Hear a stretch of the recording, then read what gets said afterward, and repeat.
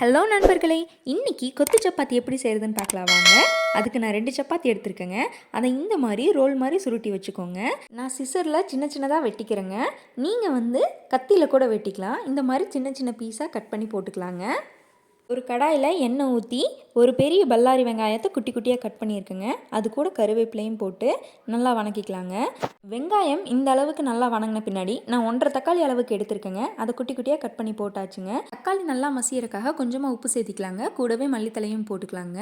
தக்காளி நல்லா இந்த அளவுக்கு மசிஞ்ச பின்னாடி தேவையான மசால் போட்டுக்கலாங்க. மஞ்சள் தூள், மிளகாய் தூள், கறி மசால் தூள், கரம் மசாலா, அவ்வளோதாங்க. மசாலுடைய பச்சை வாசனை போன பின்னாடி எடுத்து வச்ச முட்டையை சேர்த்திக்கலாங்க. நான் இன்றைக்கி 2 முட்டை எடுத்துருக்கேங்க. முட்டை இந்த அளவுக்கு நல்லா வேக வச்சுக்கலாங்க. இந்த ஸ்டேஜில் சப்பாத்தியை சேர்த்திக்கலாங்க. ஒரு 2 நிமிஷம் நல்லா மிக்ஸ் ஆகிற அளவுக்கு கலரிக்கலாங்க. கடைசியாக மல்லித்தலை தூவி இறக்கிக்கலாங்க. அவ்வளோதாங்க, நம்மளோட சூப்பரான கொத்து சப்பாத்தி ரெடி ஆயிருச்சு. பிடிச்சிருந்தா லைக் அண்ட் சப்ஸ்கிரைப் பண்ணுங்கள்.